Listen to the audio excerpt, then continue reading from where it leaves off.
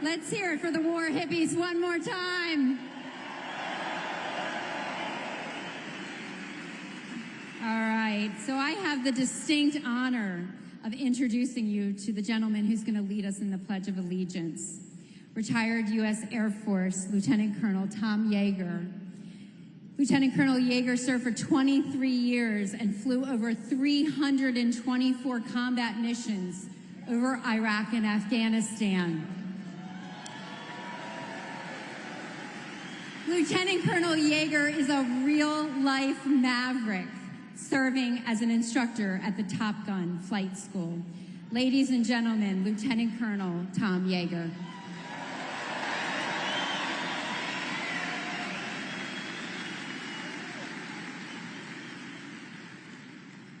I pledge allegiance to the flag of the United States of America and to the republic for which it stands, one nation, under God, indivisible, with liberty and justice for all.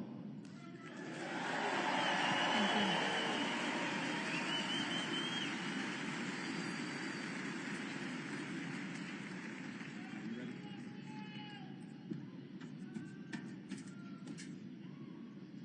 All right, everyone, our next speaker.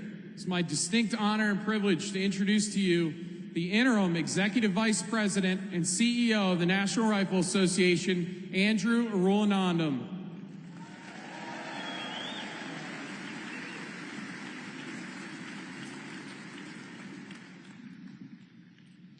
Good evening, ladies and gentlemen.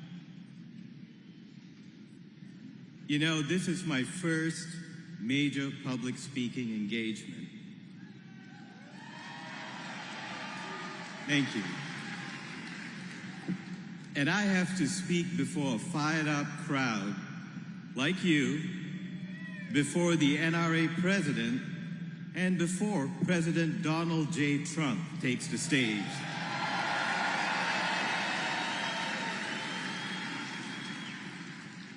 That's a pretty hard assignment, but could be worse.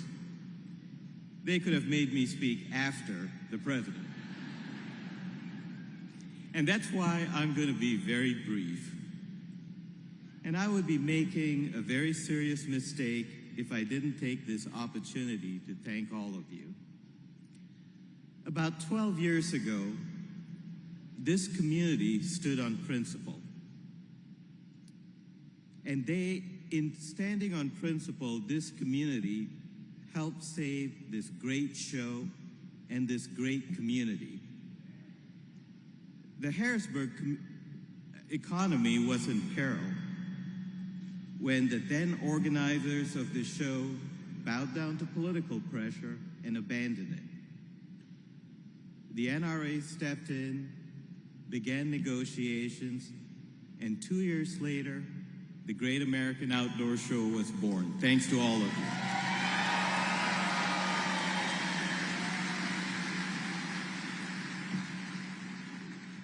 Today, not only does Harrisburg host the largest outdoor show in the world, it hosts the best. Local government, and this includes the 1 year where we didn't have a show, estimates that we've pumped in together more than $700 million into the local economy. And let me tell you one thing.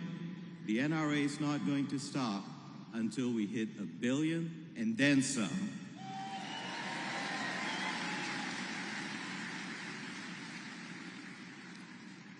Over the past 7 days, the halls of the Farm Show complex have been filled with outdoorsmen from all walks of life and from all over the country, indeed all over the world. Just regular folks like us who cherish our outdoor heritage and support the principles that this great country was founded upon.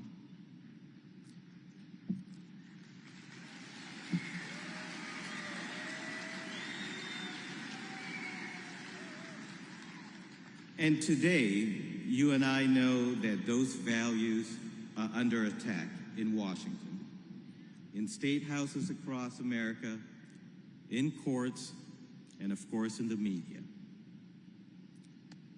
So for me, it is a privilege and an honor to work with the men and women of the National Rifle Association who every day valiantly step up to the plate to safeguard this great American freedom. Thank you to all of you.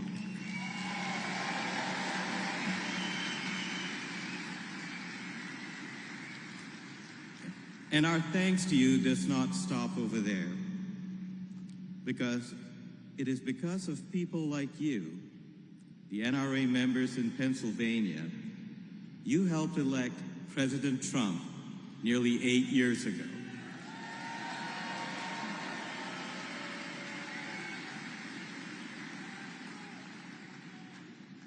I'm going to apologize for this because I want to look at my notes so I don't miss anything. As president, Donald Trump expanded hunting opportunities. He supported efforts to open millions of acres of federal land to public access and reversing bans. You know, remember the silly bans on traditional ammunition? He reversed that. That's a great point. He helped prevent federal infringements on state wildlife management practices. It was President Trump who repealed executive orders put in place by the Obama administration that would have banned, booing is right, that would have banned firearm possession for millions of law-abiding Social Security recipients. And we will never forget this. On NRA's stage at our annual meeting in 2019, President Trump withdrew the United States from the UN Global Gun Control Scheme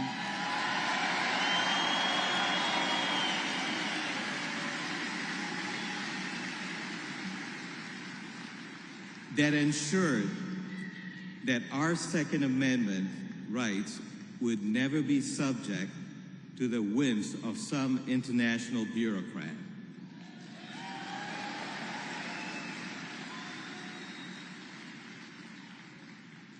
I'm closing, don't worry.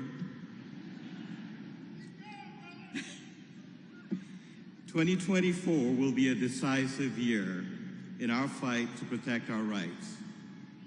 It will be up to all of us to ensure that we have the leaders who support freedom, leaders like your fellow NRA member, President Donald J. Trump. Thank you all for being here today. God bless you. God bless America. Thank you.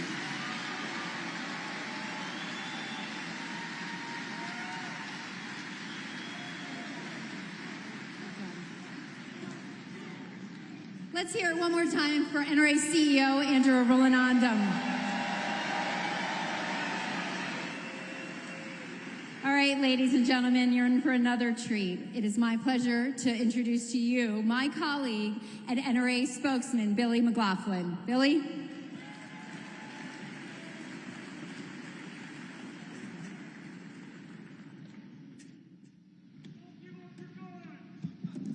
And I'll say we're never going to give up our guns.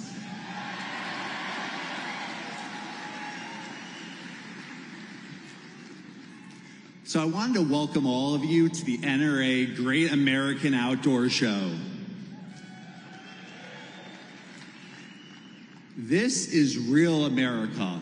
If you look to your left and look to your right, look behind you and in front of you, you will see NRA members, you will see patriots, you will see constitutionalists, and you will see everything that makes America great.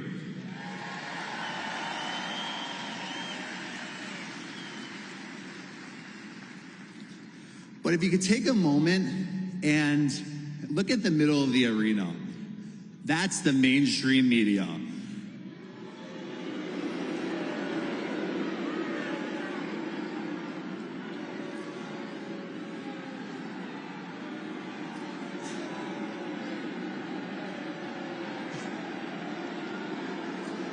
All right, it's kind of...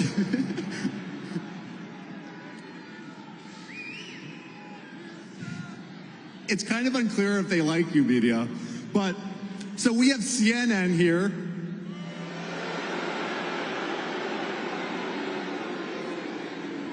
We have MSNBC.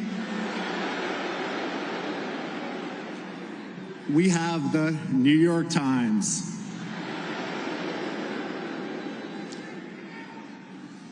Exactly.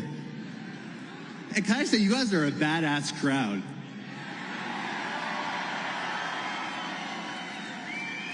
You guys make the job easy. So gun-hating politicians and their promoters in the anti-gun media hate everything we stand for. They hate how we choose to defend ourselves, our families, and our loved ones, and they hate everything that makes America great. But most importantly, they hate those 27 words that we fight for every day, the Second Amendment.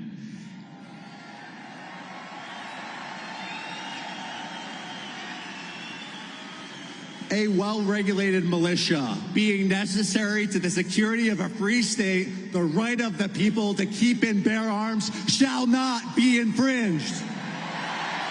Shall not be infringed. Say it with me. Shall not be infringed. Shall not be infringed. Shall not be infringed. Shall not be infringed. Louder so the media hears it.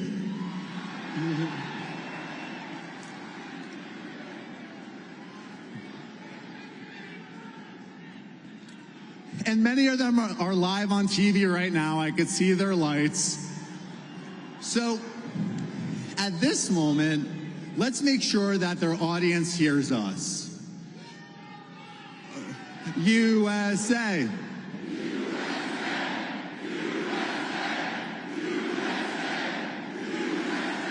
Louder.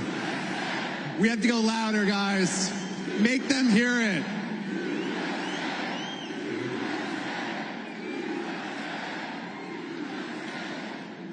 Awesome.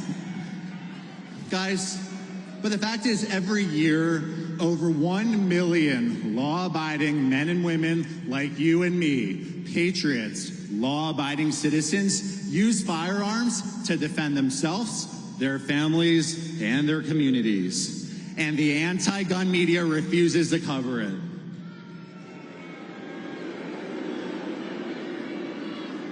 In fact, this same anti-gun media refused to cover NRA member Raul Mendez. Watch his video. I'd rather look like this than be lying dead next to my family.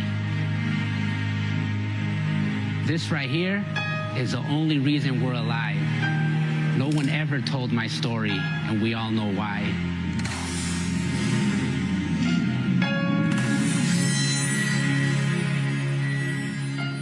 My name is Raul, and on July 3rd this year, we were celebrating our freedom at a friend's house when the unthinkable happened.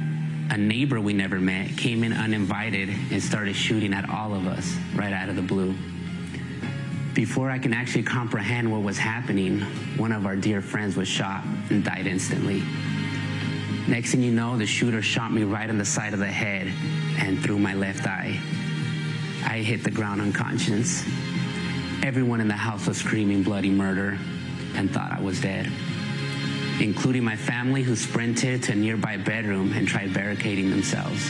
What felt like an eternity passed, and then my eyes opened by God's grace to the sound of the shrieking screams of my wife, 2 daughters, and friends who knew I carried a concealed pistol.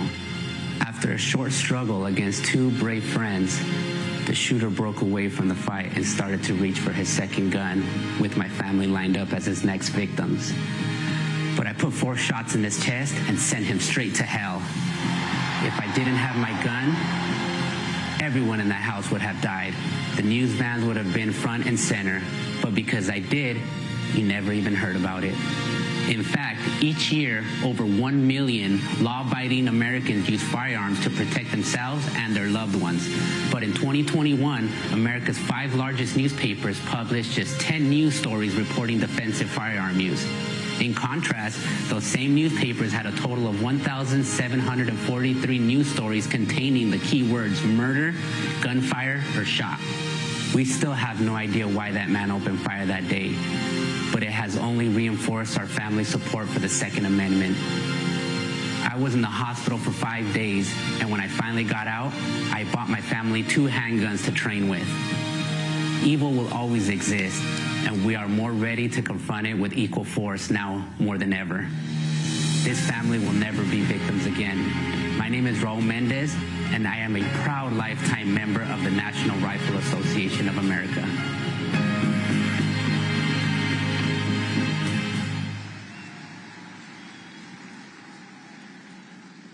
So Raul Mendez, NRA member just like you guys, he embodies everything that makes NRA great. 1 year after this horrific event where he defended his family, he became an NRA instructor, and now he's training other people around the country to defend themselves and their loved ones.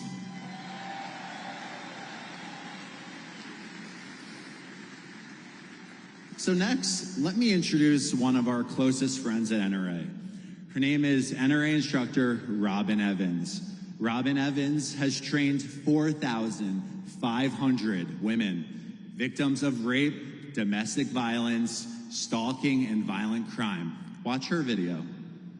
We have been stalked, we have been raped, we have been beaten, we have been kidnapped, but we will never be victims again.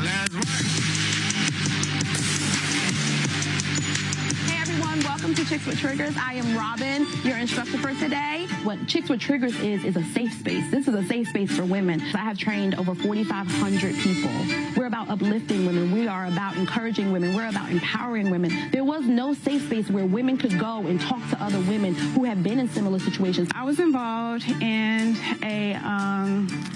a domestic violence relationship, and I actually had a gun pulled out on me during that relationship. He started following me everywhere I went. He started putting stuff in my car. Moms that are single are very vulnerable. We're preyed upon. They're always going to be able to have access to get their hands on a gun. It's either going to be you or them. And at the end of the day, you want to be standing there alive. How would you feel if it was your wife, your daughter, your mother getting stalked, abused? Would you want them to be stripped of guns? Ban assault weapons now. Every single person that's talking about taking away our guns, they plan on keeping theirs. You control your outcome. We are faster than 911. I am my first responder. Because of Robin, I have been more comfortable in handling and shooting the gun and also learning the gun laws. Any threat that comes our way now, I feel like with my gun, I can handle it. If I needed it, I feel more comfortable pulling it. I am a mother of a 5-year-old daughter, and we will never be victims. Yes, it's cool if you have it in your car. Yes, it's cool if you have it in your holster on you, but do you know how to actually use it? I think the more prepared you are, then you can kick some ass. Now I know you're going down.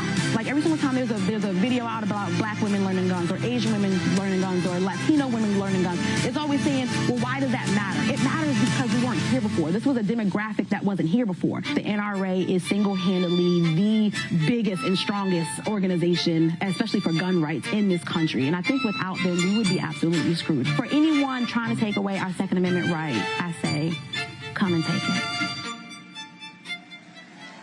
Give it up for Robin Evans.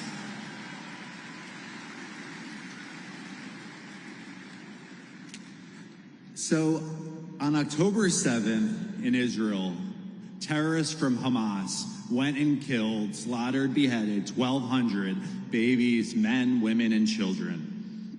And what happened here in America?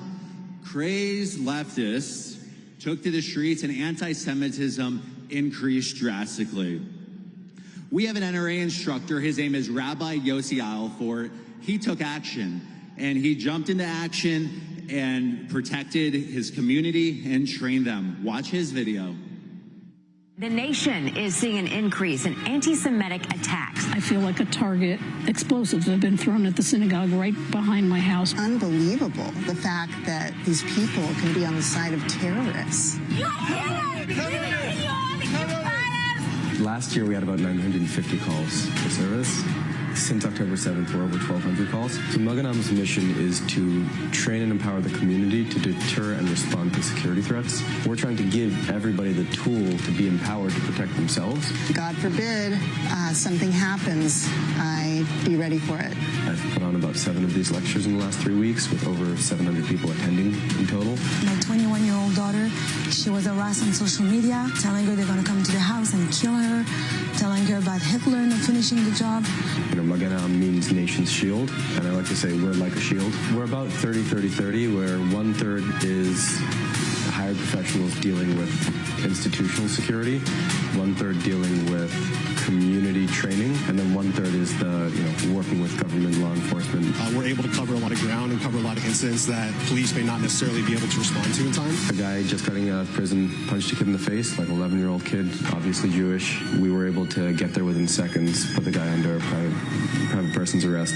That's what it's all about. Going through the NRA instructor program has allowed us to, get the insurance, rent the ranges, do the instruction, which ultimately helps us to protect our communities better. Going in, I felt kind of powerless. I felt kind of scared. And at the end of the session, I feel empowered.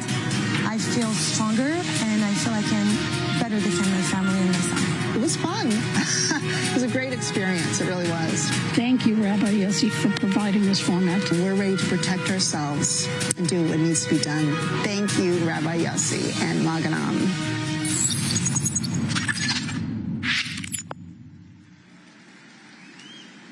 So guys, that's what it's all about. But let's take a moment to thank all of you. Recognize yourself, because you're here today, you're defending freedom, you're with the NRA, and we will never let Joe Biden take our guns.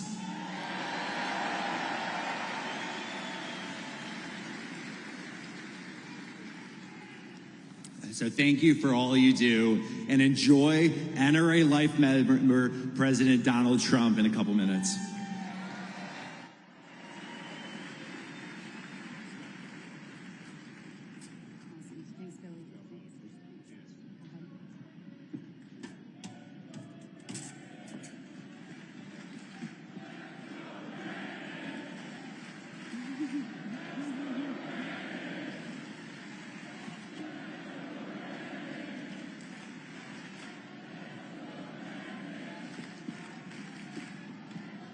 All right, let's hear it one more time for Billy and those compelling testimonials. Thanks, Billy. All right, I hope you guys are liking the program so far. It'll just be a little bit before that special guest takes the stage, but only at the world's largest outdoor show hosted by the NRA do you have a chance to see the president and potentially win a free firearm suppressor or some guns. Who wants a free suppressor or some guns? All right, we want to thank our very generous donors of Stoger, Mossberg, Carr, and Keltec for their donations. You'll see members of our NRA staff walking around right now, throwing T-shirts out into the crowd. Here's a little fun secret. Inside some of those T-shirts are a certificate for a free firearm. So let's thank our sponsors, including our suppressor sponsor, Silencer Central. Look for the guys with the orange bags. All right, who wants them? Looks like this.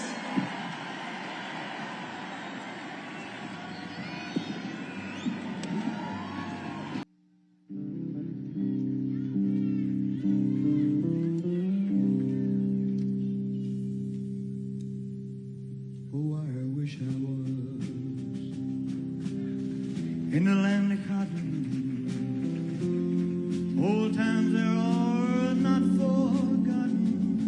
Look away,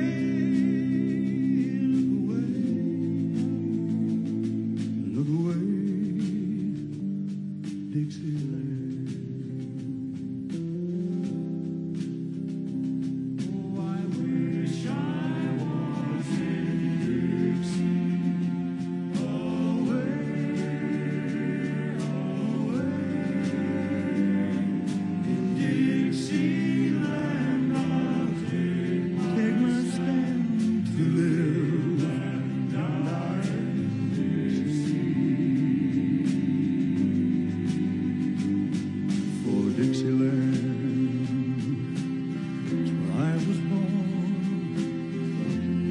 Early, Lord, one frosty morn, look away, look away, look away, Dixieland.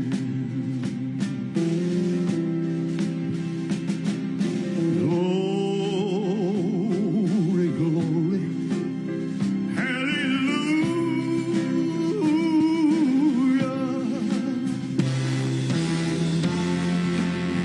Holy glory, hallelujah.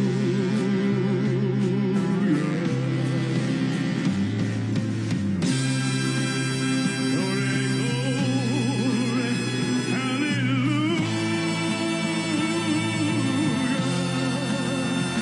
His truth is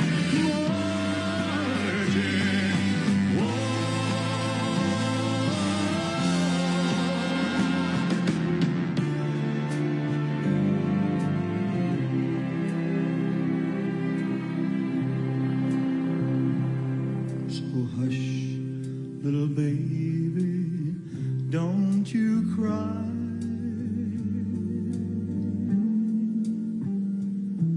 You know your daddy's bound to die.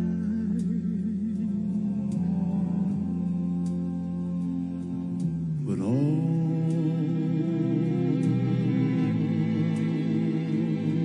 my trials, Lord, soon be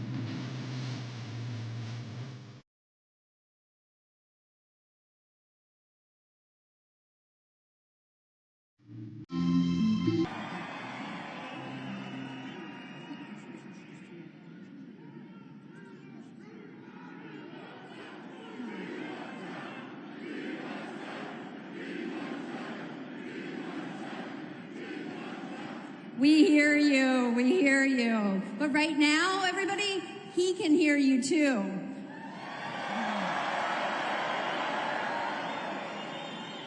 So we're getting very, very close. But first, it is my honor and privilege to introduce to you the 68th President of the National Rifle Association, Mr. Charles Cotton.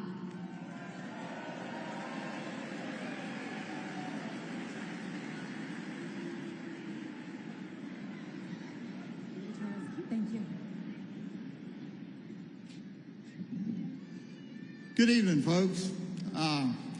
I've been spending a lot of time in New York looking at folks who are not really happy to be in the courthouse, so it's nice to be able to address some people who are glad to be where they are.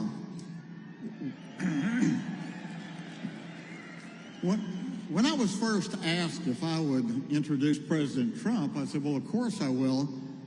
And then it hit me, what exactly can I possibly say about a man who everyone here knows, every bit as well as I do? So, you know, I thought probably the best thing I can do is tell a short story. Now, I've met President Trump a couple of 3 times, I don't know, maybe 4. I've shaken his hands and exchanged pleasantries, but I don't know the man personally. And here's a story that I think just exemplifies who Donald Trump really is. In 2016, at the annual convention, Donald Trump spoke. He came on stage and he whispered to Wayne LaPierre, "I'll never let you folks down." And that statement really rang a bell with me, because although I don't know Donald Trump personally, I do know people who have done business with him. And to a person, the comment was, if Donald Trump ever gives you his word, he will never go back on it.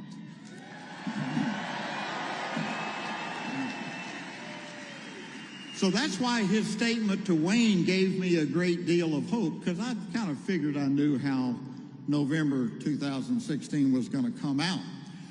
And in keeping with what I've been told about him and what we all know now, we are so much better off from having Donald Trump as our president. On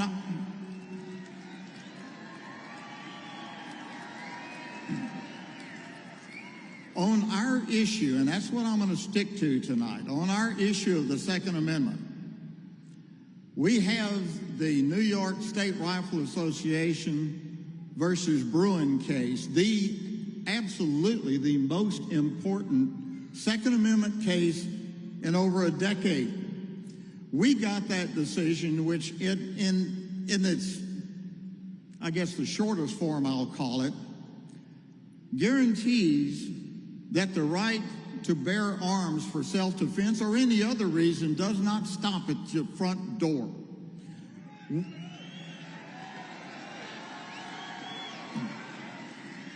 Make no mistake about it, we have that decision and the freedom that comes with it solely because Donald Trump was our president and because he nominated 3 Supreme Court justices that actually believe the Constitution means what it says.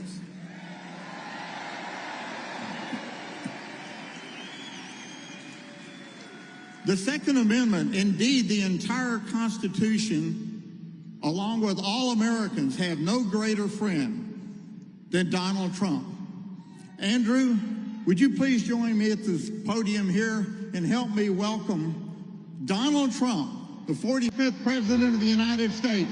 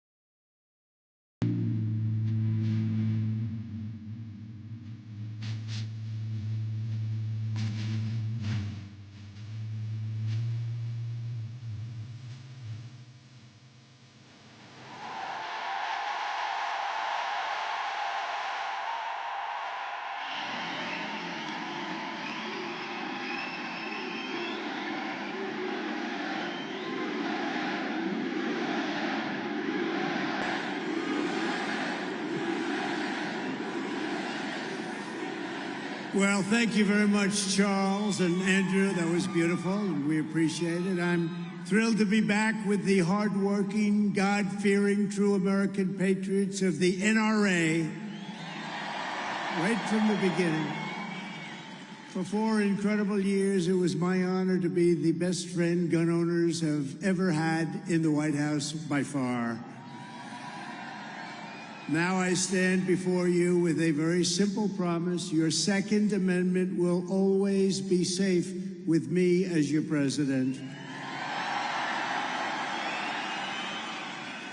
When I'm back in the Oval Office, no one will lay a finger on your firearms. It's not going to happen. And I want to thank some of the great members of Congress that are with us today. We appreciate it. Scott Perry, brave man. Where is Scott? Where is Scott? He's fantastic. Thank you, Scott. Great job. Guy Reschenthaler. Guy Reschenthaler. Where is Guy? He's here. I just saw. There he is. Thank you, Guy. Fantastic job. A good friend of mine, Dan Muser. Dan. Thank you, Dan. Thank you, Dan, very much. He's great patriots, great people. Lloyd Schmucker. Thank you, Lloyd. Thanks very much. Great job, too. These are very brave people. Also, Ambassador Carla Sands, who's done a fantastic job. And a friend of mine, you wouldn't believe it, I met him when he worked at CNN. Can you believe it? No. He got out. He said, I'm out of here. He said, I'm out of here. And he's an incredible writer, a great intellect. Jeffrey Lord, wherever you may be. Jeffrey, thank you.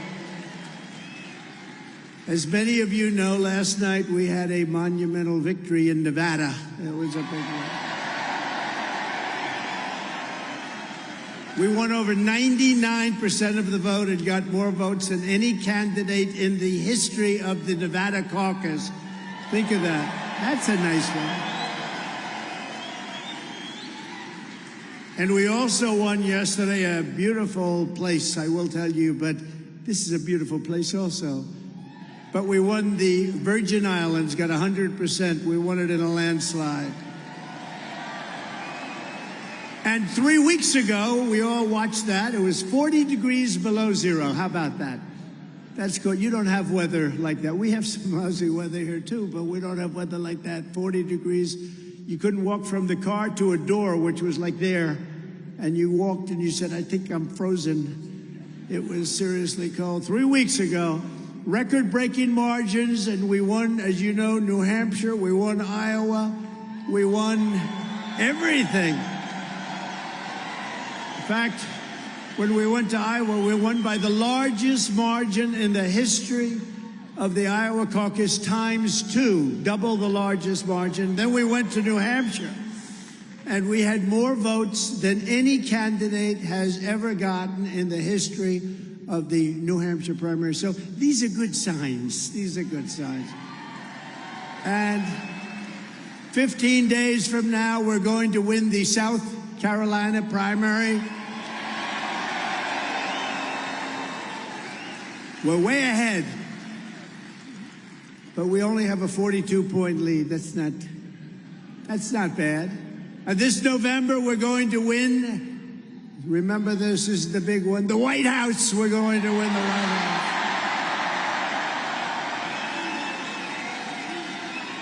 Starting with a historic triumph right here in the Commonwealth of Pennsylvania. We love Pennsylvania. I went to school in Pennsylvania. I love Pennsylvania. We ran twice. We won Pennsylvania twice. We won it twice. We did much better the second time than we did the first time. It's interesting, isn't it? 4 years ago, I told you what would happen if Joe Biden got into office. I said he would throw open our borders, destroy our middle class, crush American energy. We were energy independent 3 years ago. Now we're asking Venezuela, can we have some of your oil, please? He was going to empower America's enemies, unleash misery throughout your state and throughout our country, bedlam and chaos, at home and abroad. The only thing I didn't know is I didn't know how bad it would be. It's even worse. Everyone said I was exaggerating, but sadly, as the now famous saying goes, Trump was right about everything. I was right about Joe Biden.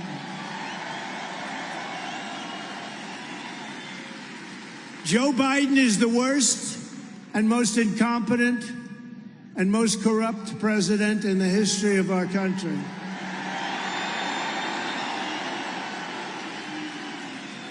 And today I issue another warning. If Crooked Joe gets 4 more years, his second term will make his first term look like paradise. We're not going to have a country left anymore. We're not going to let it happen. We can never, ever let that happen. The stampede of illegal aliens across our borders will surge into the tens of millions. I hate to tell you, we're already there. I believe that you'll have 19 million people have come into our country illegally by the end of his term. 19, it's bigger than New York State.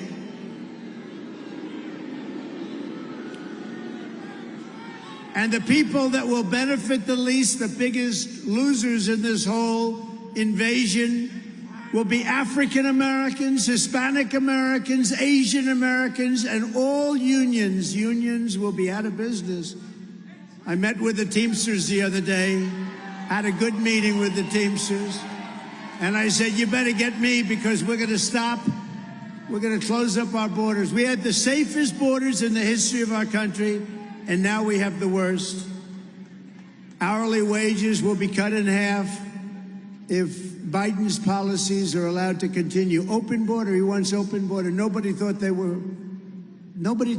real when they say open border. They come in from prisons all over the world, from mental institutions all over the world. They're terrorists. What we're taking into our country by the millions.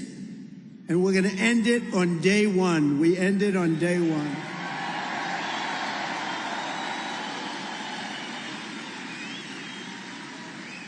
Our cities have already become hellholes with carjackings, lootings, muggings, and murder spilling deep into the suburbs. The other day, one of the great people who worked for me in the White House, an executive, brilliant young person, was carjacked and shot in the head and killed.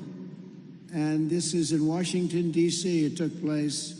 He was picking up his wife, incredible couple, beautiful couple with children, beautiful children. And a thug came up, put a gun to his head and killed him for no reason whatsoever, just killed him. Our currency will be trashed. Our middle class will be thrown into servitude and poverty. This is what's happening already. You see it's happening. You take a look at your cities are going to hell. You take a look at what's going on. They're filthy dirty, they're crime-ridden. People walk down the street, they get shot, they get mugged. We're really likely to face I say 100% chance of a terrorist attack. You know, in 2019, and I didn't even believe this number, but the fake news, that's a lot of fake news. Look at that. It's a lot of fake news.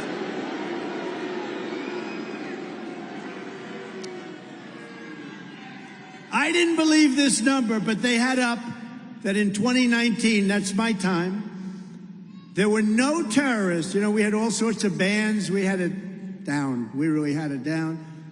Not one terrorist that they have, at least on record, I'm sure it can't be exactly correct, but not one terrorist was reported. Now, if you look at your numbers, more than we've ever taken are pouring into our country from all over the world, from countries that many of you have never even heard of. They're pouring into our country. And an entire generation of young people could very well be decimated by something that could very well happen, World War III, and it'll never happen with me. I can tell you that. It will never happen with me. Never. If you care about your country, if you care about your children, then this November you have to fire. Remember The Apprentice? You're fired. Fired. Some people say that's how I became president. I don't know if that's true or not. That was quite something. But you have to fire crooked Joe Biden, and we have to do votes like you've never seen before. They cheat like hell, and we have to just swamp them. We're going to swamp them. They're not going to be able to cheat their way out of it. No, think of it. Who can get elected with high interest rates, open borders, food that costs 40, 50, 60% more than it did just a few years ago? Your lifestyles have changed. Who can get elected with this stuff? A woke military. We have a great military. I rebuilt the entire military. And how about Afghanistan, the most embarrassing moment in the history of our country? Which is why Putin probably looked at that. He saw incompetence all over. That was a surrender, I guess. And we had it not in 18 months. We didn't have one person shot or killed in Afghanistan, not one person. And then this guy comes in and he takes the soldiers out first, okay? A child, I could take that beautiful child in the third row. I see a beautiful child, like probably 10 or 11, say, would you move the soldiers out first or last? And he'd look at me and say, I think we'll do it last. They took the soldiers out, and then supposed to take them out last. You take all the equipment, you take all the people. We had 13 incredible soldiers. I've gotten to know their families killed. These are unbelievable young people. The families are unbelievable, actually. They've come over to Bedminster and different places, and we love them. But 13 killed so unnecessarily. We left behind $85 billion worth of equipment. You know, Afghanistan now is one of the largest sellers of military equipment in the world. They're selling our beautiful brand new equipment. We left hundreds of people behind, including others that we could have taken, but we left hundreds of Americans behind. They're still there. And I think when Putin and President Xi of China, when they look at this, all of a sudden, President Xi starts thinking in terms of Taiwan. He's certainly thinking a lot about it. They weren't thinking about it 4 years ago. And Putin was always the apple of his eye, but he would have never done it. He would have never done it. And he went into a place that's so beautiful, and it's not so beautiful anymore. He went into Ukraine, and what's happened there is very horrible, very, very horrible, very sad. These are things would have never happened. The attack on Israel would have never happened, And inflation would have never happened. We have inflation, the worst we've had in 72 years. Inflation would have never happened. Energy caused inflation. We had energy low. He had energy high because of his stupid policies. Perhaps worst of all, even as they turn America into a crime-ridden, gang-infested, terror-filled dumping ground, Joe Biden and his thugs will do everything in their power to confiscate your guns and annihilate your God-given right to self-defense. You have a right to self-defense. You've always had that right. And during my 4 years, nothing happened, and there was great pressure on me having to do with guns. We did nothing. We didn't yield. And once you yield a little bit, that's just the beginning. That's the avalanche begins. 4 more years of Joe Biden means 4 more years of anti-gun communists running the ATF. They're going to run it. They're running it now, just in case you have any questions. But it means hundreds of more radical left judges waging a crusade against law-abiding gun owners. And 4 more years of Joe Biden means a nonstop war on gun makers, dealers, and sellers designed to put the entire industry right out of business. They want to put it out of business. I tell you, the NRA for me has been a great partner. They endorsed me early in 2016. And the relationship's been a great relationship. And I don't know what they're doing in May, but I understand they're having a very big event in May. They better endorse me. That's the only thing I can say. That's actually an endorsement that means something. Well, I'm coming to Dallas in May, I can tell you that. The only thing standing between you and the obliteration of your under siege Second Amendment is me. I'm the only thing. Anybody else, you wouldn't have your guns right now. You know, they started with the ammunition, you know that. They couldn't do the guns with me, so then they started getting rid of the ammunition. People said, I have a gun, I can't get ammunition. We took care of that very quickly. If Joe Biden is reelected, your gun rights will be gone. They'll be totally gone. You know, the sad part of that is the bad guys aren't giving up their guns. The bad guys aren't, but the good people aren't giving up their guns either, because there's never going to be anybody that's going to be asking for your gun. And when I'm reelected, every single Biden attack on gun owners and manufacturers will be terminated my very first week back in office, perhaps my first day.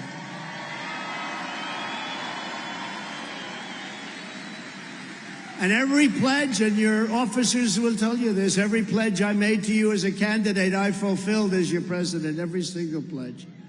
Just as I promised back in 2016, I appointed nearly 300 pro-Constitution judges to interpret the law as written. I faced down vile attacks from the radical left to confirm 3 great Supreme Court justices. They're great justices.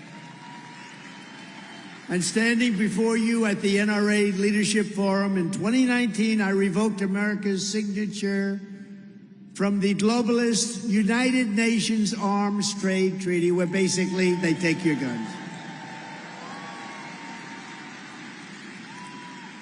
Sir, they said, you can't do that, sir. All countries are signing that. Well, number one, all countries didn't sign, and most of the countries that signed didn't adhere to it anyway, but we would have. I said, no, we're not doing it. Even the NRA officers were surprised at that one. I stood up for our hunters, fishers, and sportsmen like no one has ever done before, opening up millions and millions of acres of federal land and rolling back Obama's assault on hunting, fishing, trapping, and ammunition. Obama was brutal. Obama was brutal.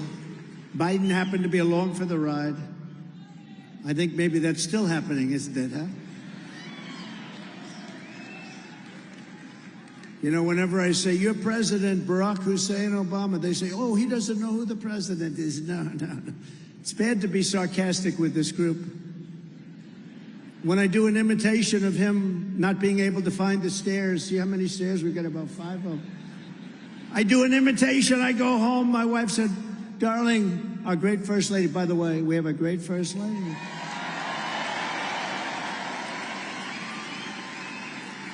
But I do an imitation, and I go home, she says, darling, you couldn't find the stairway out? No, it was an imitation.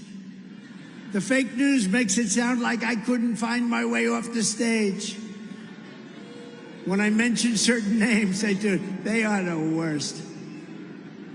They are the worst, but hopefully someday they'll learn. You know, to make our country great, we have to have a fair and free press. It's very important.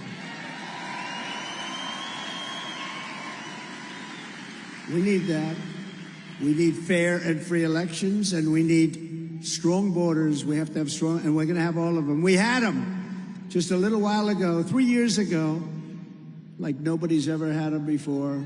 When the radical left Democrats tried to use COVID to shut down gun sales during the China virus pandemic, I proudly designated gun and ammunition dealers as critical infrastructure. Did you know I did that? Does anybody know I did that? Do you know the heat? Do you know the heat I took? Does anybody know the heat? I said gun dealers are critical infrastructure. That's an interesting one. But it worked. We kept those places open. I think maybe more than anybody in the world, gun dealers, they do like Donald Trump. They're in business. No, they want to shut them down. They used COVID. They tried to use COVID to shut them down. My administration also petitioned the Supreme Court to overturn New York City's unconstitutional ban on transporting handguns outside of the home. You have people walking on the streets with handguns that want to do bad things, and you had to keep your handgun at home. And to people that don't understand the industry and the gun world, they might think that sounds tough. It's not tough. It's really a survival. It's really is. We have 700 million guns out there, and not all of them are had by very innocent people. And in a landmark case 2 years ago, the court affirmed that the right to self-defense does not end when you step outside the front door of your house. That was all things that we got together.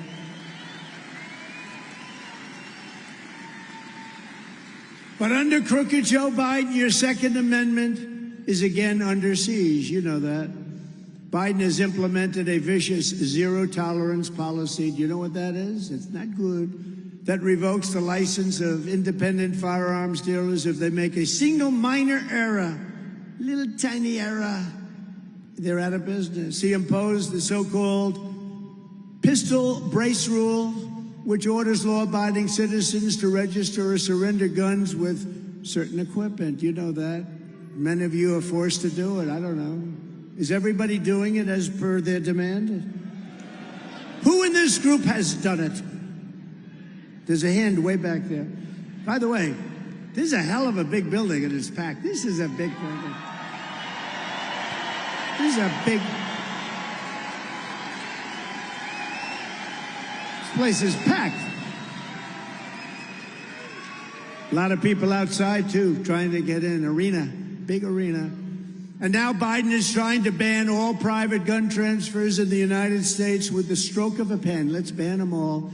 Under a Trump administration, all of those Biden disasters get ripped up and torn out. My first week, but maybe my first day in office, okay? Maybe my first. You know, on Inauguration Day, did you ever see, you have the beautiful stairs of the Capitol behind you. You're speaking in front of thousands and thousands of people, millions of people watching. But on the way out, you walk up a massive, like this, a massive flight of stairs. And I'm thinking about, you know, I said a few times, I said, I'm going to do my first thing in the Oval Office. Well, the Oval Office is sort of far away. You have to walk up the stairs, and then you have to walk quite a distance, and then you have to go downstairs, around corners. It takes you a long time. I'm thinking about doing this. If we win, a lot of people say when. No, you can never say when. You know what? You always have to say if. We have to work hard to win. I don't like to jinx anything. I say if we win, we gotta win. You gotta win. But if we win, or we could maybe make a minor change. We'll call it if and when. If and when we win. I'm thinking about putting a desk somewhere on those stairs up. I'm gonna have a desk. And I'm going to have a lot of papers in those desks, and a lot of them are going to have to do with you and what you love and what you respect. And we're going to knock out everything maybe before I get to the Oval Office.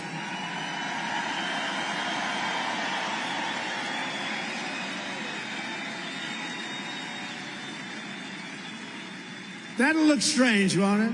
We finish a nice speech to this incredible crowd, goes all the way down to the Washington Monument. We had some crowd, I'll tell you. But it goes all the way down, and I'll be speaking, they'll say, that's strange. There's a desk about 12 stairs up. You got probably 100 what is that desk doing there? And it might look strange, but it's not going to be strange when I start signing those things. But we're going to knock it out. We're going to knock it out fast. And it is true, when the NRA endorsed me, you know, I said I was going to do it, but I was in the real estate business, and I was in business generally. We did great. But when I said it, a lot of people didn't really believe the things I was able to do for the gun owners and for a lot of other people too, outside of the gun world.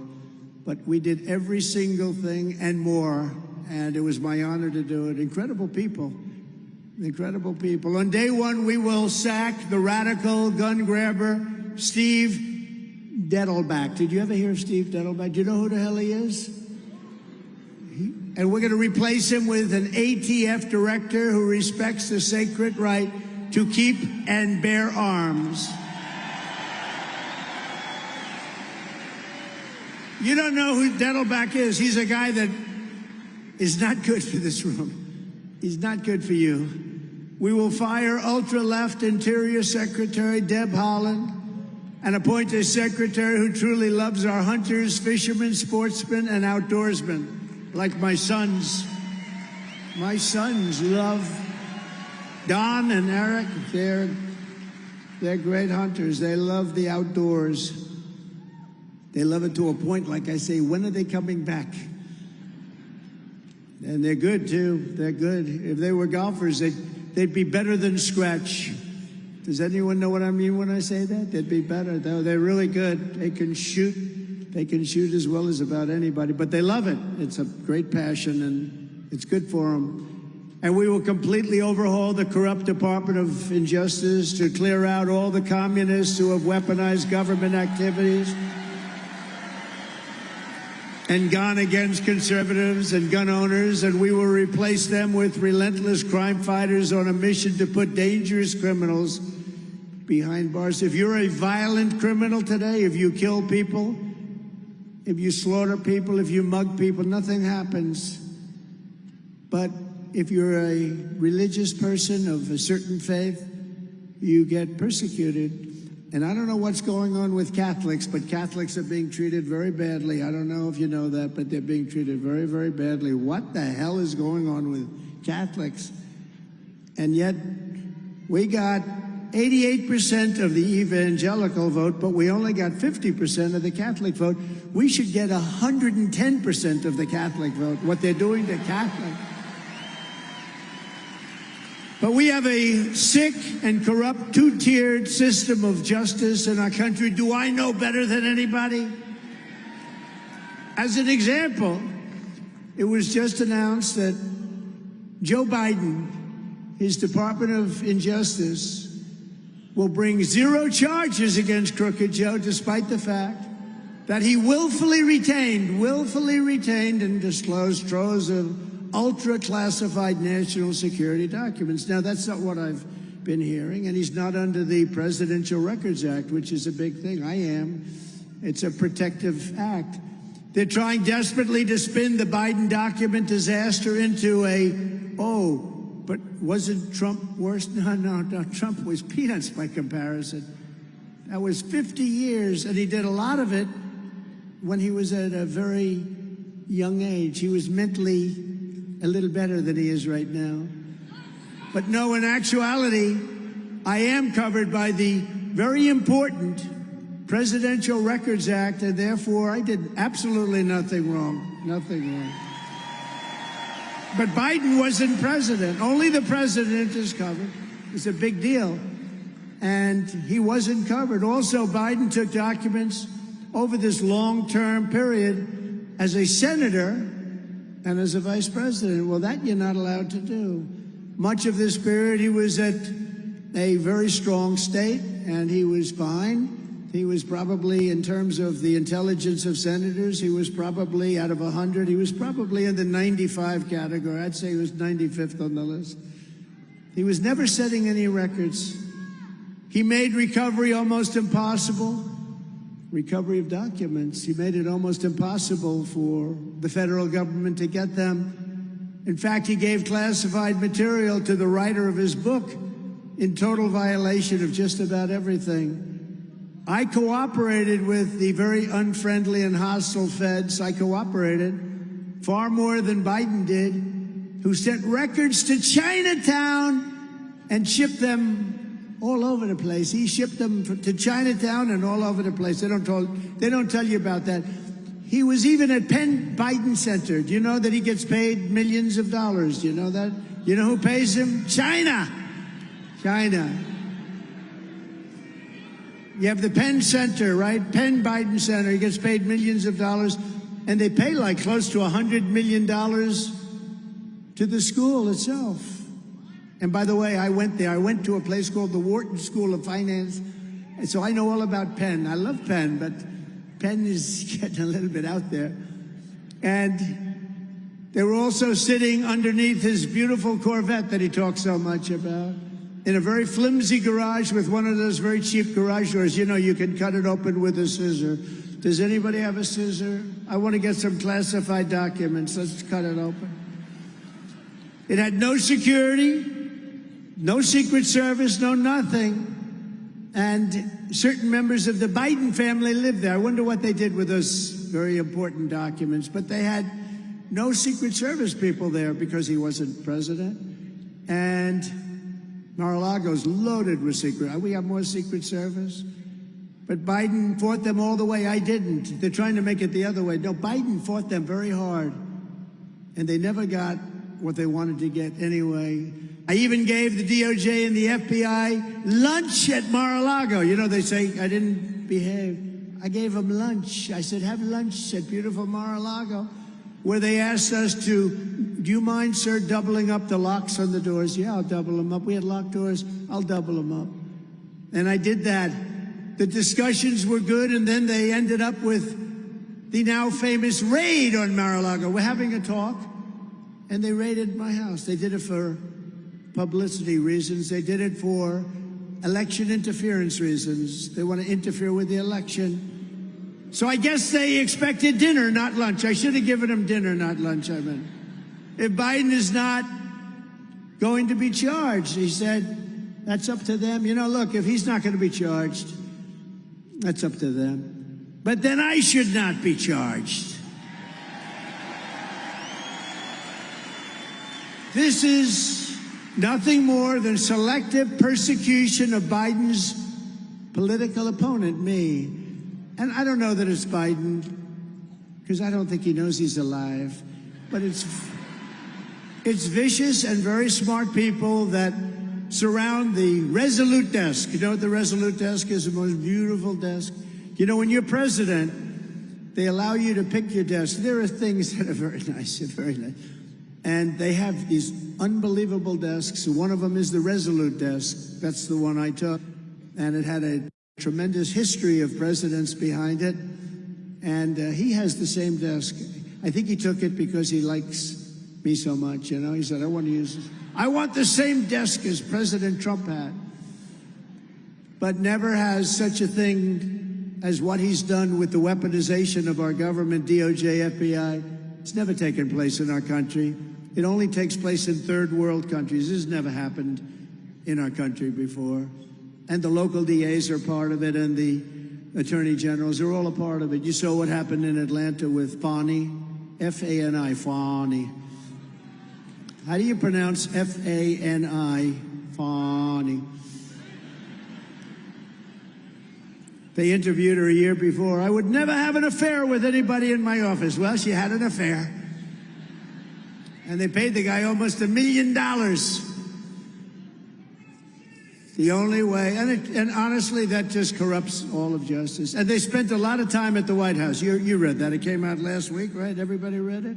If you didn't read it, I'm telling you now, and I'm telling all the fake news back there. They spent a lot of time in the White House. And you know what they were talking about? How do we get Trump? How do we get him? He's been quite elusive over the years, hasn't he? He's been quite elusive. The only way to defeat this corrupt and weaponized system is to defeat crooked Joe Biden, to vote overwhelmingly for President Donald J. Trump in November, which is voting for yourselves. Under the Biden administration, every facet of our government has been perverted, corrupted, and turned upside down and inside out. The Justice Department persecutes law-abiding gun owners and pro-life Christians while violent felons are released from jails by the thousands and thousands. A 95-year-old veteran was kicked out of a nursing home. 95-year-old veteran, a highly regarded veteran, to make way for an illegal alien that came into our country. Gangs, the most vicious gangs you've ever seen. They make our gangs look like very nice people by comparison. Gangs from Venezuela, Honduras, and El Salvador are treated like victims, while Republicans are treated like criminals. We're treated like criminals, and a lot of other groups of people in this country. Rich people are given $7,000 subsidies to buy luxury electric cars. Think of it, electric cars. Is this the word? They don't go far. You know, somebody said, how do you describe it in a simple manner? I said, I have an idea. They don't go far. Doesn't sound very glamorous, but it happens to be true. You know, when I was in Iowa, I told you 40 degrees below zero. There were so many cars in the road. I said, boy, there are a lot of cars out here. No, these are cars because electric cars don't work in very cold weather. So I would say 40 degrees below zero is a fine test. And I came back with a result that they don't work in cold weather. That's right. But they do it using money stolen from middle-class families who cannot afford to buy a car for themselves. The whole electric car thing is crazy. It's crazy. Everybody should have the right to buy an electric car. But, you know, we have liquid gold under our feet more than any other country. We can have combustion.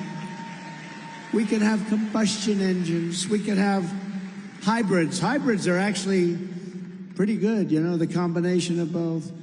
But all electric, unless you're going to go very short distances, I wouldn't want to go long. I wouldn't want to go long. And we're going to drill, baby, drill. That's what we're going to do.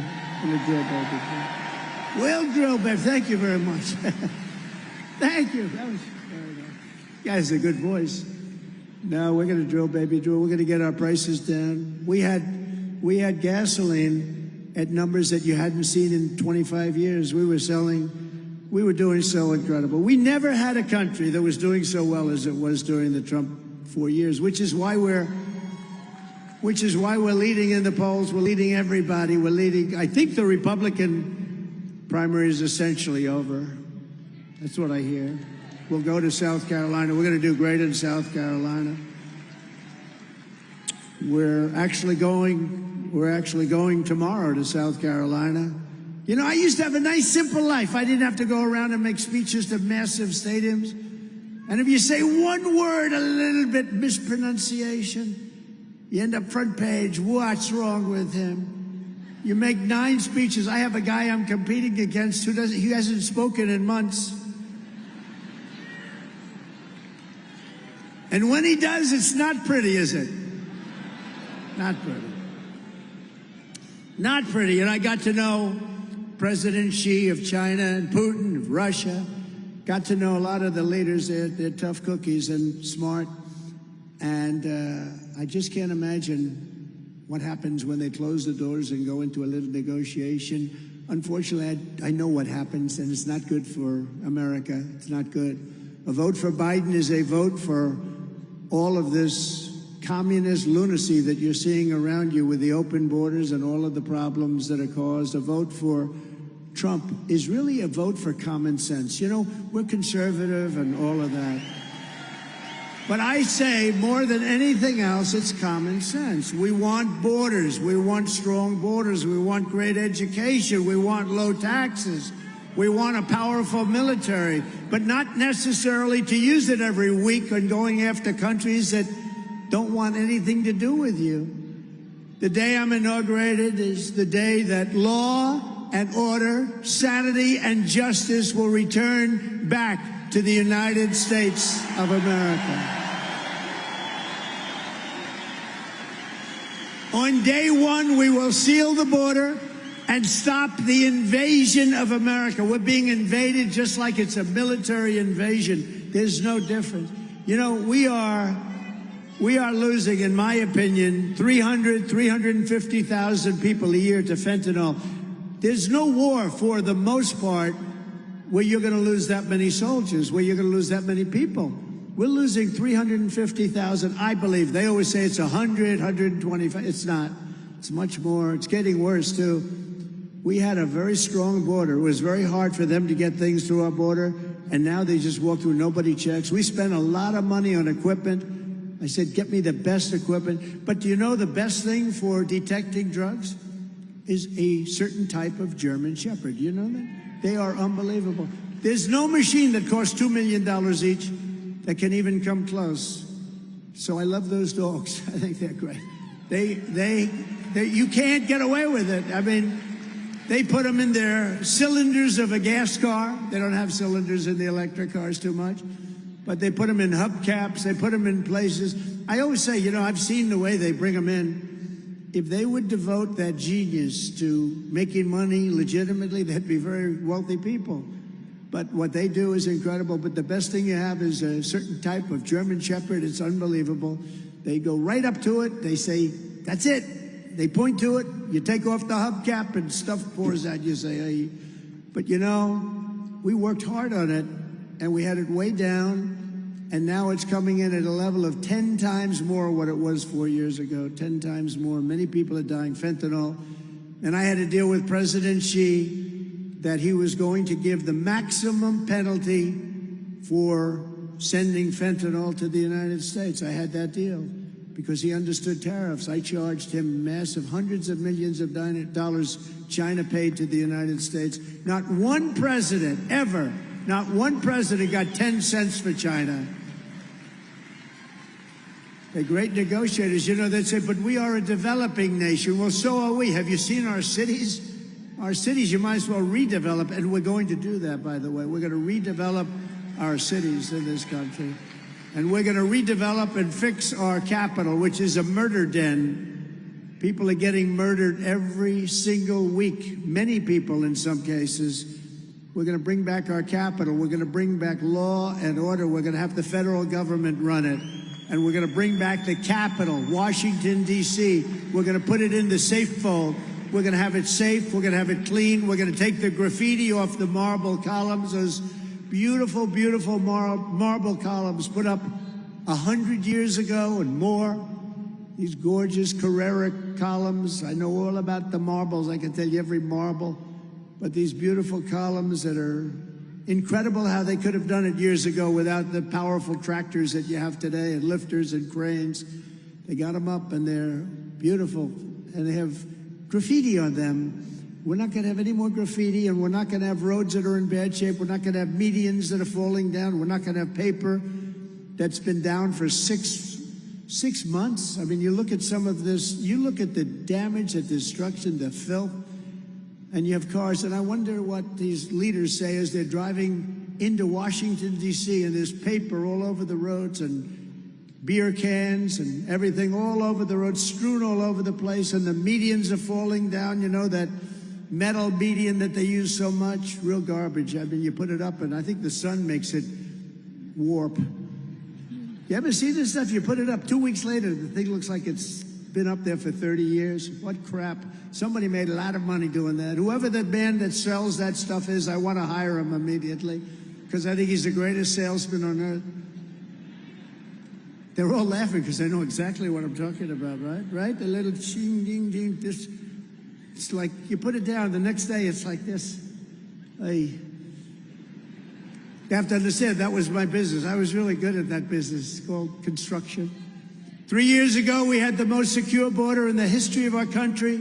We ended catch and release. We built 561 miles of border wall. We got Mexico to send 28,000 soldiers to our border, free of charge. Everyone said, you didn't get them free. I said, I got them free. By the way, I used to say Mexico's going to pay for a big piece of the wall. Mexico paid much more than that. They gave us free soldiers, free military. They did things for us because that I could do. You're not allowed to do that. They can't pay for our wall. No mechanism. But there was a mechanism where they could give us soldiers, 28,000 soldiers. And you know, it was very interesting. Some of you have heard the story, but I went to Mexico. A woman in the State Department was terrific, but she was a lousy negotiator, actually. but a terrific woman. She dealt with Mexico for 25 years.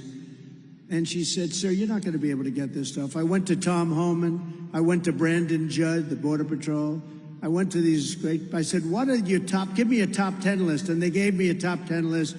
No more catch and release.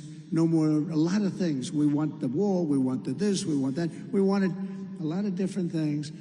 And the woman looked at me. She said, sir, we've been after that for 25 years. As long as I can, you'll never get it. I said, yes, we will, 100%. Sir, you won't be able to get it. And I like the president of Mexico, the former president, I guess. He's going to be taken off for somebody else has taken his place. I'm sure I like the person that's taken his place. We'll get along just fine. But so what happened is I said, no, they're going to have to give us 28,000 soldiers. That's a lot of money. I also want a thing called Remain in Mexico. Isn't that a good idea? Remain in Mexico. You know, Biden ended that. When he ended Remain in Mexico, and I built all of these hundreds of miles of wall, in 3 weeks we could have thrown up another 200 miles of wall. 3 weeks. And that's when I realized they want open borders because they didn't want it. And they took the wall, which was exactly what the Border Patrol, it wasn't my design, it was a design by Border Patrol. I frankly would have liked concrete plank going straight up, but you had to be able to see through. A lot of different things. They wanted it to be steel, concrete, and rebar. I built everything, even the panel on top. I hate the way it looks, but it's called an anti-climb panel. It makes it almost impossible, unless you're a Mount Everest climber, to get over the wall. These guys would scoot over the wall like it was nothing. But that's an anti-climb panel. We did everything they wanted, and we built it, and it was so much more than I promised to build. And then I said, we need more, because people would go out on these sketches, and we had to fill in the certain areas that were hard to get legally from eminent domain and various other things. So what happened is we're building the wall, a lot of people coming in, a lot of death, a lot of destruction, a lot of people pouring in, but peanuts compared to what it is. This is peanuts.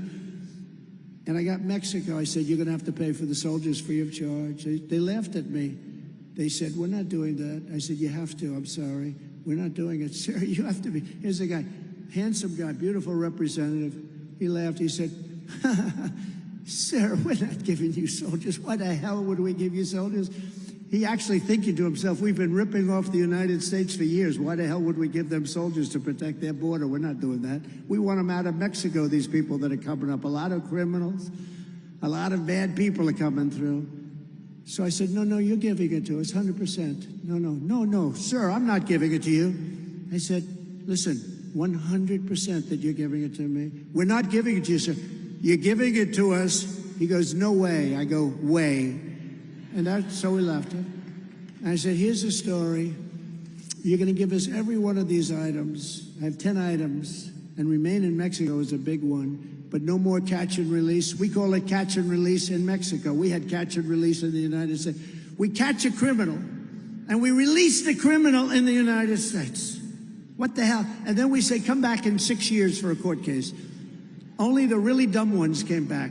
Most of them that was it. They were in our country. We had them. But some really dumb ones came back. I'm here to go through a court case. Oh, wonderful. Thank you very much. So what happened is I said, no, you're going to give it to us. So he said, why are you so confident that I'm going to give it to you? I said, here's why. Because I have before me a document, and I'm signing it now. And if you don't give us 28,000 soldiers immediately to protect our border from people pouring into our country, I am going to charge you a 25% tariff on every single thing you make, including all of the cars, because you stole, they stole 32% of our car industry, by the way, in case you don't know. And every car made in Mexico that gets sold in the United States is going to have a 25% tariff. And if it doesn't take place within a month, it's going to go to 50% and then 75%. And he said, sir, may I please take 5 minutes and call my president? I said, you may. He comes back. Sir, it would be a great honor to supply you with 28,000, sir. It would be my honor, sir. It would be my honor. And we had a great relationship with Mexico, and we had the safest border we've ever had in this country. Ever had. And then as the wall got built longer and longer, but we could have added another 200 miles, and they didn't want to do it. And then they ended up selling that expensive wall, very expensive. They sold it for 5 cents and 10 cents on the dollar for scrap. And that's when I said, these people really want open borders. It's not even believable. But we did a hell of a job, I'll tell you, and we'll do it again, and we're going to do it again. Bigger, better, stronger than ever before. It's all going to happen. It's all going to happen, and we have no choice. And if we don't get elected, we have no country any longer. I really believe that these people, they're crazy.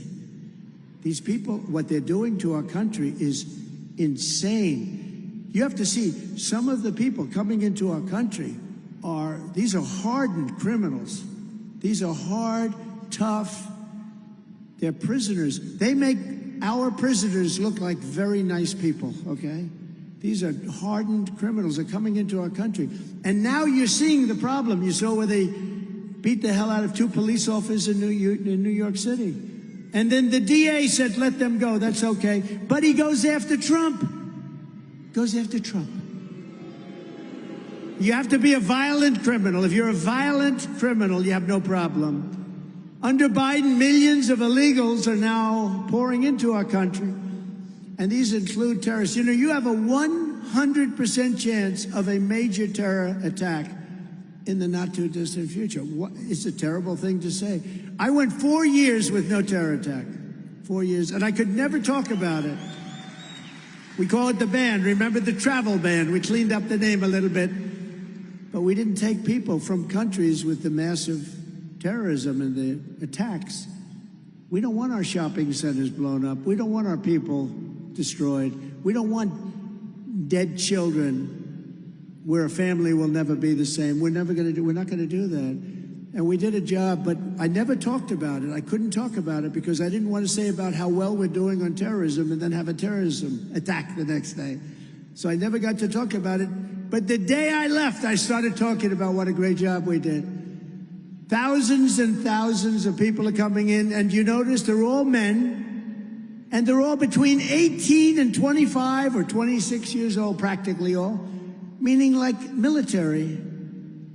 Think of it. Very few women. I don't want to disrespect you when I say few women, but that's the way it goes. Sometimes I got to tell it like it is. Not a lot of women. Men are coming into our country at level, and a lot of them coming in. 29,000 from China over the last few months. 29,000. They're coming in from Yemen. You know, the bombing has already started.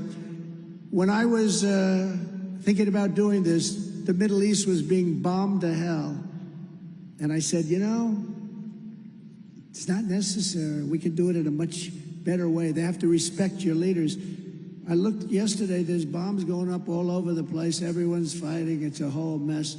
We had a great, great leader, Viktor Orban. You know who he is, of Hungary. Viktor Orban, he said, there's only one way that this problem is going to be solved because the whole world is blowing up.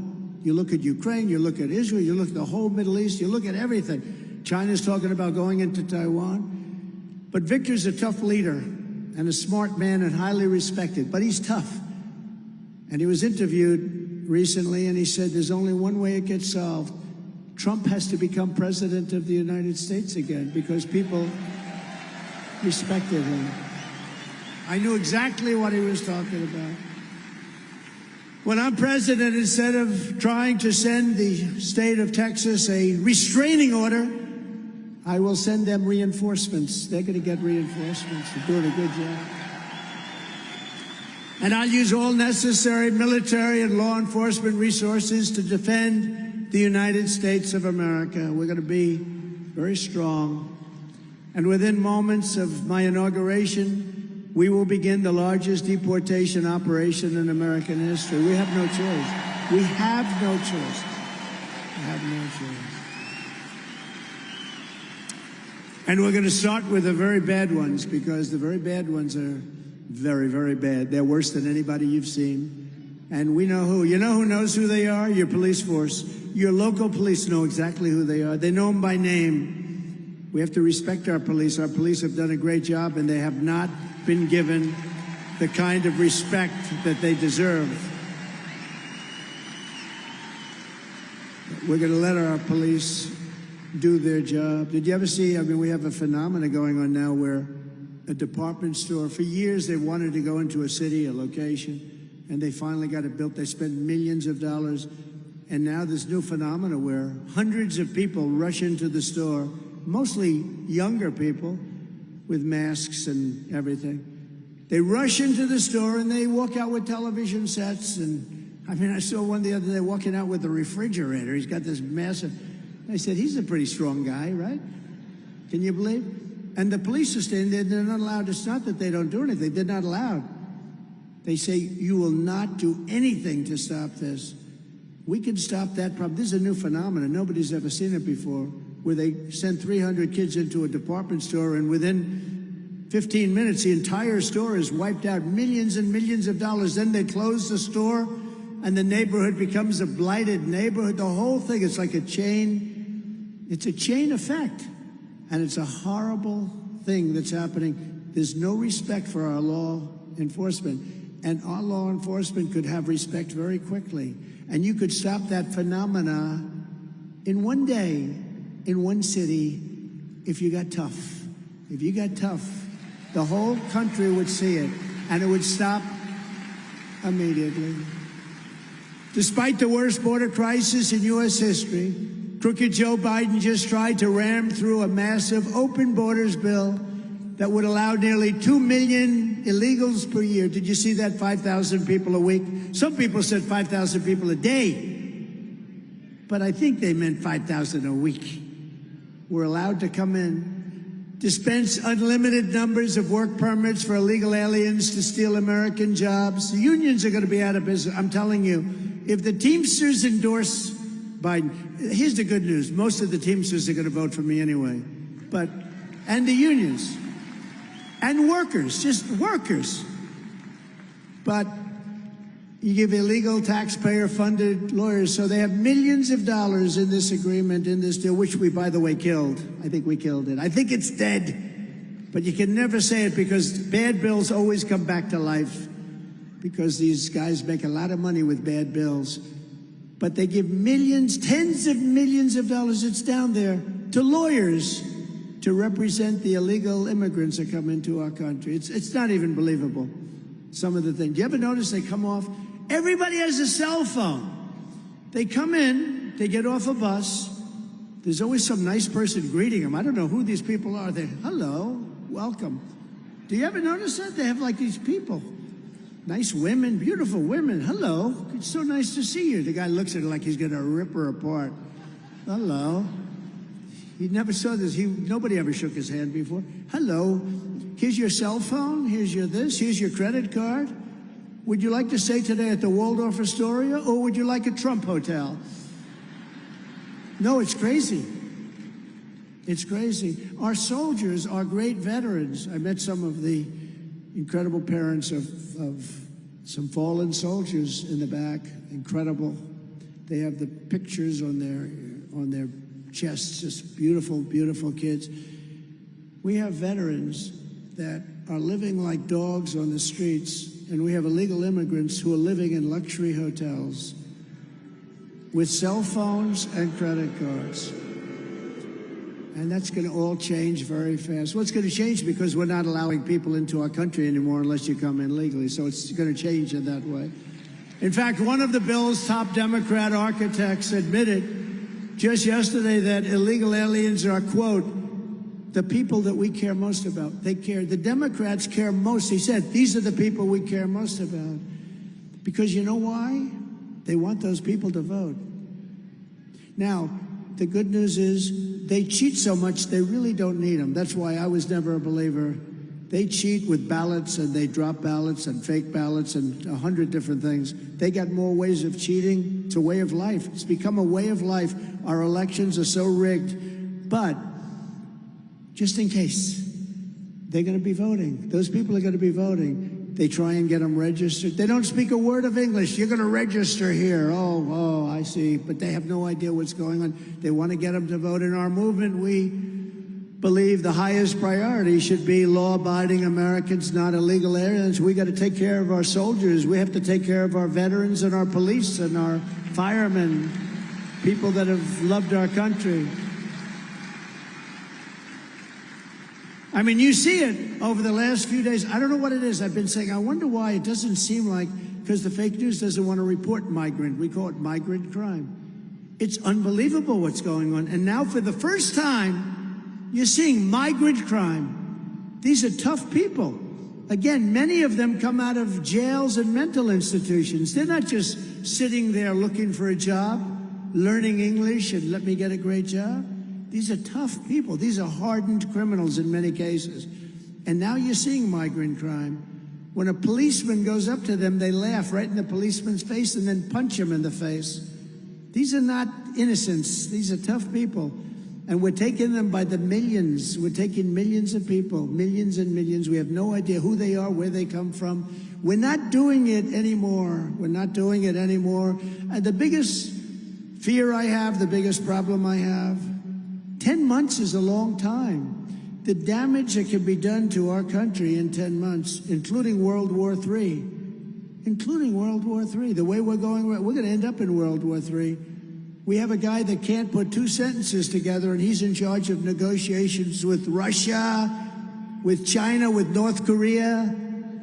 We're in a very dangerous position. I believe we've never been in a more dangerous position in our lives. And if the Senate wants to pass a real border bill, they should establish criminal penalties for senior Biden officials who refuse to enforce the existing law. They don't want to do anything.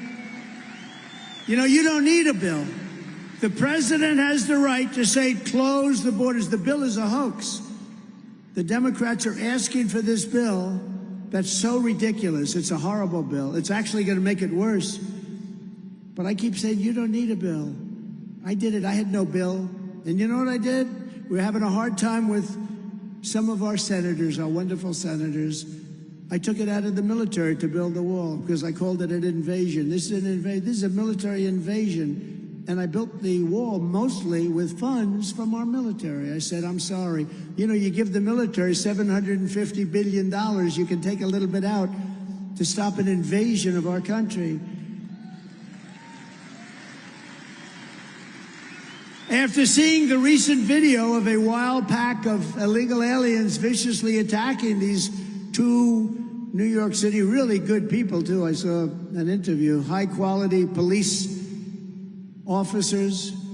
I'm going to ask Congress to pass a strong sentencing enhancement bill that any illegal alien assaulting a police officer, they immediately go to jail, or even better, they get thrown out of the country, brought back to the country that came from, because putting them in jail is very expensive for us.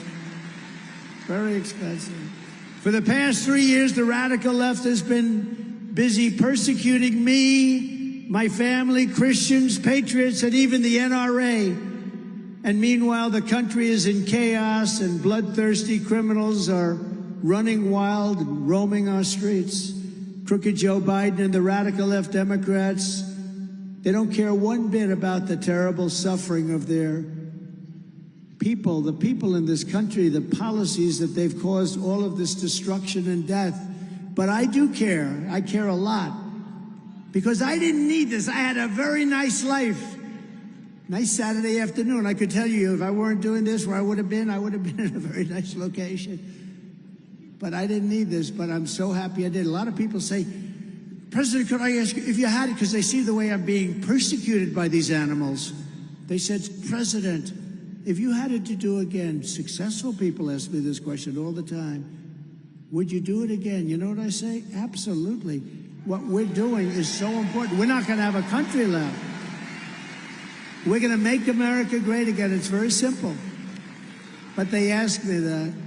They asked me a few questions. They asked me that one. Would you do it again? Always the answer is very quick. I don't even have to think about it. The answer is yes. We're going to make this country so great, better than it's ever been. It would have been easier if we just did the other 4 years. It was all set to go, but now we have to bring it back because now it's gone substantially down since this character took over, or whoever it is that's running it, because nobody really knows. But when I'm back in the White House, remember, that's the one question they ask. The other question they ask is, will they do it again, sir? Will they do it again? In other words, they're going to cheat again. We're not going to let them cheat. We're not going to let them cheat. Whoever thought it was even possible? When I'm back in the White House, we will mount an all-out campaign to stop the scourge of violent crime in America. We're going to stop it. Upon my inauguration, I will direct a completely overhauled DOJ to investigate every radical, out-of-control prosecutor in America for their illegal, racist, and reverse enforcement of the law. Then we will smash the gangs, the street crews, and the criminal networks that are tearing up our country. They're tearing up our country. They have criminal networks that are like businesses. They're run better than most businesses, and they're run viciously and violently. It's not NRA members who are shooting up their communities, so instead of trying to eviscerate the rights of law-abiding gun owners, I will have federal law enforcement prosecute the countless gun crimes committed by gang members, drug dealers, and convicted felons. You know, when I went to China, I got to know President Xi of China, a very strong man, And he said, it is so nice to meet you. I said, nice to meet you too. We started talking about different things. I said, what about drugs in China? Do you have a drug problem? No, we have no drug problem. Think of it, 1.4 billion people. No, we have no drug problem. I say, so how'd you pull that one off? Now, they used to have a massive with the poppy, the opium. I mean, there was a drugged out country like we're becoming. You know, we're becoming a drugged out country. I don't know if you know it or not. We have drugs at a level that's never been seen anywhere. You have to look at the statistics this year. We're becoming, China at one time, many years ago, was a drugged out country, and weak countries were taking parts of China. Other countries were taking parts that would normally never be able to happen. But years ago, they instituted the death penalty for drug dealers, and as soon as they did that, it stopped. It stopped. So I said, you have a drug problem? No. He looked like, you know, like what the hell kind of a stupid question is that? Do we? Of course we don't have a drug problem. I said, what do you attribute to quick trial? I said, quick trial. What is a quick trial? If you're a drug dealer and if you get caught selling drugs, they give you an immediate trial, immediate. And then, sadly, you're executed. And so the drug dealers don't go there. They don't have a drug problem at all. They have a very meaningful death penalty. They don't have a drug deal at all. And they don't have a problem, like, at all. 1.4 billion people, no problem. And frankly, you know, we organize all these committees. We did a good job. I had the First Lady on committees. I had a lot of nice people. I had a lot of socialites from New York. We had a lot of socialites from Philadelphia. They all want to be on. And many of them just love the glamour of being on a committee, but they don't know about El Chapo. They don't know about the toughness that you're talking about, the ruthlessness that you're talking about. And they do things, and they have a little discussion, and then they start talking about when they're having dinner, where they're going. I wonder how nice it is, nice to be. They talk about restaurants. No, the only way you're solving that problem, and I don't know that our country is ready for it. Remember this, every drug dealer kills a minimum of 500 people during his or her lifetime. When you think of that, maybe you think differently. I don't know that this country is ready for it, but until you have the death penalty for drug dealers, you're never going to solve the problem. You're just kidding yourself. You're just kidding yourself. But I don't know that it's ready. But I will know when it's ready, because it's getting really bad. It's gotten so bad over the last 3 years. We've never seen increases like this ever before. I'm also going to indemnify our great police officers and law enforcement officials throughout the United States to protect them from being destroyed by the radical left for taking strong action on crime.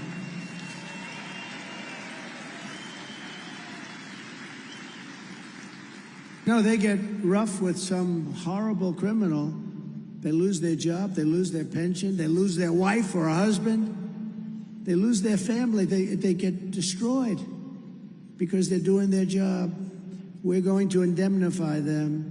They're told to go out and get your own lawyer. Can you imagine you're a policeman and you're dealing with rough people in many cases, and they say, go get your own lawyer. We're not going to do anything. We're not going to spend the money. No, we're going to indemnify police officers that do their job. We're going to indemnify them and precincts, and in some cases states, depending on who's running the state. We're going to work with Democrats. We're going to work with whoever. But we are giving indemnification to the police for doing their job. They're not going to be sued and destroyed or fired and destroyed. We're not going to let that happen. And to further deter these barbaric criminals and help you defend yourself and your family, I will ask Congress to send a bill to my desk delivering national right to carry reciprocity. You're going to have that.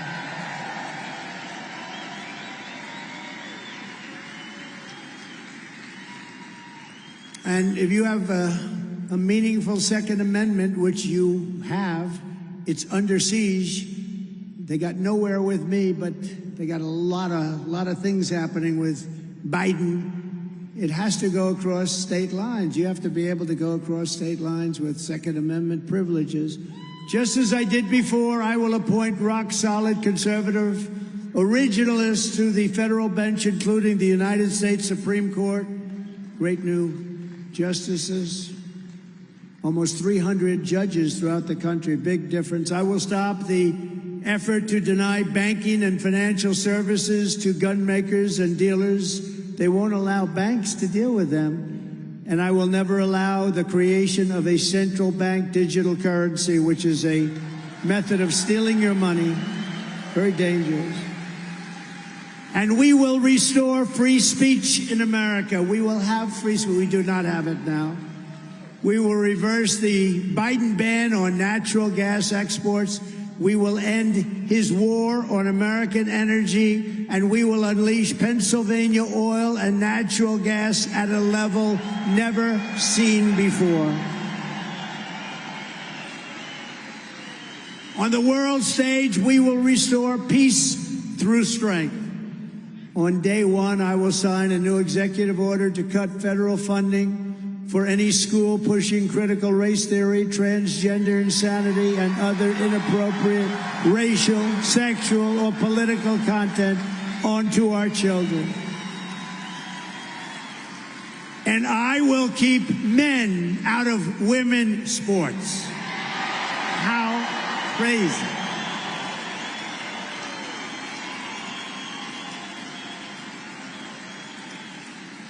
And we will secure our elections with one-day voting, voter ID. We are going to have paper ballots, and we are going to have great, secure elections. You would have no idea how big a difference that'll make. And in conclusion, this is the most important election in the history of our country. You know, I used to say in 2016, this is the most important, and I meant it. But you look at the border. We had a border problem in 2016. I fixed it so strong that it wasn't even talked about in 2020. I kept saying to my people, I want to talk about the border. What a great job I did. They said, sir, nobody cares about the border. You fixed it. I couldn't talk about it. And yet we still got millions and millions more votes in 2020 than we did in 2020. We did much better in 2020. A lot of bad things happened. You know that. I'm not going to let that happen again. But we did much, much better. Millions and millions of more votes. We got the most votes in the history of our country for a sitting president. But now we're going to blow that number away. I've never seen, ever, such spirit. We had 2016, 2020. The level of spirit was incredible. This blows it away. Because basically you've seen how incompetent these people that are destroying our country, what they're doing. So Pennsylvania is one of the most important battleground states in the nation. You know, when I won Pennsylvania in 2016, remember they said, no, Pennsylvania won't be able to be won. Everybody said that. Hadn't been won in, I think, 36 years. And I won Pennsylvania. Again, did much better in Pennsylvania than we did in 2016, too. And I was just coming over, and some of the guys working here said, sir, you are more popular in this state right now. You're going to blow Pennsylvania away. That's what I think is going to happen. But if you live in this Commonwealth, register everyone you know and get them out to vote. We have to win in November, or we're not going to have Pennsylvania They'll change the name. They're going to change the name of Pennsylvania. How about all over the country, they're taking the name of George Washington off high schools and other things. That's one even I thought was safe. Abraham Lincoln and George Washington, their names are now endangered. No, we are going to have to win. You're not going to have a country anymore. You're not going to have a state anymore. You're not going to have anything. We have to swamp them with so many votes that they can't rig it or they can't steal it. You know, at a certain level, they can't rig it anymore. It's too much. Pennsylvania is the Commonwealth where our founding fathers declared American independence. Such an incredible state politically. It's where they designed and wrote our glorious Constitution. It's where Pennsylvania oil came out. The first well, you know that, in the United States, Pennsylvania oil, and where strong Pennsylvania steel was poured into the backbone of our country. And now U.S. Steel was just sold to Japan. Okay, how do you feel about that? How do you feel about that? I wouldn't approve that deal. I wouldn't approve it. And this is the state where generations of tough, strong Pennsylvania workers, farmers, soldiers, and laborers forged the greatest nation in the history of the world. But now, we are a nation in decline.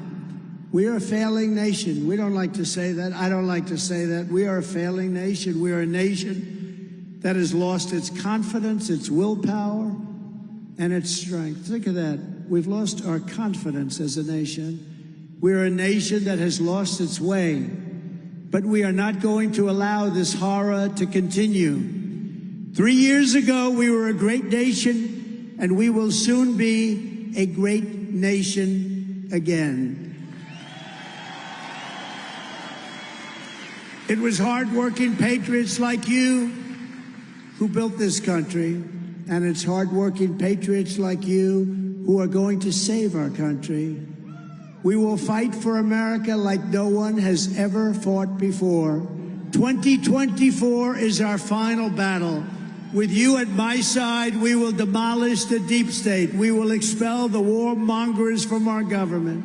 We will drive out the globalists. We will cast out the communists, Marxists, fascists. We will throw off the sick political class that hates our country. We will protect our Second Amendment. We will evict crooked Joe Biden from the White House on November 5th, 2024. That's when it begins. The great silent majority is rising like never before. And under our leadership, the forgotten man and woman will be forgotten no longer. We are one movement, one people, one family, and one glorious nation under God. And together we will make America powerful again. We will make America wealthy again. We will make America strong again. We will make America proud again. We will make America safe again. And we will make America great again. Thank you, everybody. God bless you all. Thank you, Pennsylvania. Thank you all. Incredible was that?